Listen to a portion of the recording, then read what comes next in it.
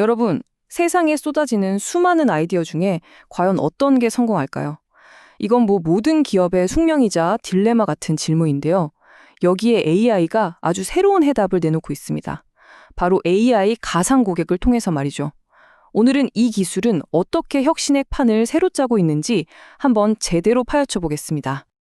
네, 바로 이 질문, 이게 모든 비즈니스가 마주하는 가장 근본적인 질문일 겁니다.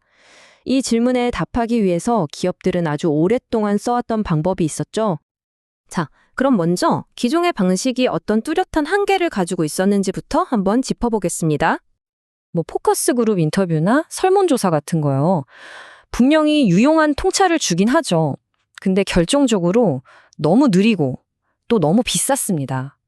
그러다 보니까 결국엔 정말 극소수의 가장 안전해 보이는 아이디어만이 테스트를 받아볼 기회를 겨우 얻을 수 있었던 거죠. 바로 이 지점에서 AI가 등장합니다. 수많은 아이디어를 훨씬 더 빠르게, 저렴하게, 그리고 상상도 못할 규모로 테스트할 수 있는 새로운 가능성의 문을 활짝 연 겁니다. 그럼 대체 AI 가상 고객이란 게 뭘까요? 아주 간단히 말하면요. 챗GPT 같은 대규모 언어 모델, 즉 LLM이 우리 회사를 위한 가상의 포커스 그룹이 되어주는 겁니다. 이 AI가 방대한 데이터를 학습해서 특정 제품이나 아이디어에 대해 마치 실제 고객인 것처럼 반응하도록 설계된 거죠. 와, 이게 가져오는 효과는 정말 엄청납니다. 생각해보세요. 몇 주씩 걸리던 피드백을 단 몇 시간 만에 받을 수 있고요. 비용은 비교가 안 될 정도로 줄어들죠. 덕분에 예전엔 상상도 못했던 수백 개의 아이디어를 마음껏 테스트해 볼 수 있게 되는 겁니다. 한마디로 혁신으로 가는 길의 문을 그냥 활짝 열어젖히는 셈이죠. 자, 근데요, 이렇게 엄청난 가능성만 있는 건 아닙니다. 지금부터가 정말 중요한데 이 AI 고객에게는 우리가 반드시 알아야 할 아주 명확한 한계점들이 있습니다. 이 팬케이크 맛 치약, 예시, 이게 아주 핵심을 딱 짚어주는데요. AI는 기본적으로 새롭다, 독특하다 이런 거에 너무 후한 점수를 주는 경향이 있어요. 현실에서는 글쎄요, 대부분의 사람들이 이걸 왜 써? 하면서 외면할 만한 아이디어에 혼자 막 열광적인 반응을 보인다는 거죠. 고객을 그룹으로 나눌 때는 문제가 더 심각해집니다. 이 그래프 한번 보시죠. AI가 특정 그룹이 애플 제품에 돈을 덜 쓸 거다라는 방향 자체는 맞췄어요. 근데 그 차이를 한번 보세요. AI는 $625 차이가 날 거라고 예측했는데 실제 사람은 고작 $72 줬습니다. 와, 실제보다 무려 9배나 뻥튀기를 한 거죠. 이건 그냥 작은 오차가 아닙니다. 심각한 왜곡 수준이에요. 자, 정리를 좀 해보면요. 현재 우리가 쓰는 이런 상용 AI 모델은 그 자체로는 완벽한 시뮬레이터가 절대 아니라는 겁니다. 방금 보셨듯이 새로운 거엔 너무 쉽게 흥분하고요. 고객들 간의 미묘한 차이는 놓치거나 오히려 과장해버리죠. 또 시장이 어떻게 변하는지에는 꽤 둔감한 이런 명백한 약점들을 가지고 있는 겁니다.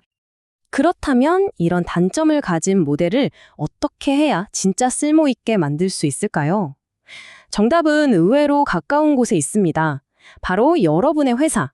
우리 회사가 이미 가지고 있는 자체 데이터에 그 해답이 숨어 있어요.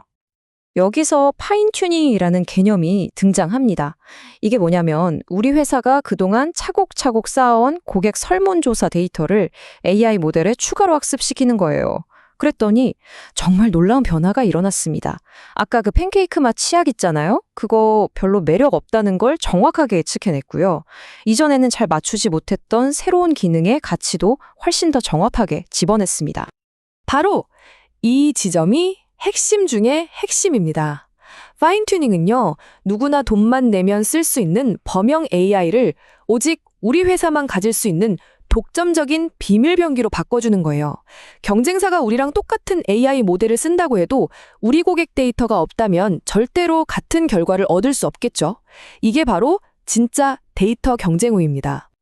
자, 그럼 이 모든 이야기가 앞으로의 혁신에 어떤 의미를 가질까요? 한번 큰 그림을 그려보겠습니다. 가장 중요한 결론은 이겁니다. AI는 인간 연구원을 대체하기 위해 온 게 아니에요. 오히려 인간의 능력을 어마어마하게 증폭시켜주기 위해 온 거죠. 한마디로 보완제라는 겁니다. 미래의 혁신 과정은 아마 이런 모습일 겁니다. 첫 번째, 탐색 단계에서는 AI를 이용해서 수십 개의 아이디어를 아주 빠르게 걸러내요. 그리고 두 번째, 필터링 단계에서 가장 가능성 있는 아이디어, 한 5개 정도만 남기는 거죠.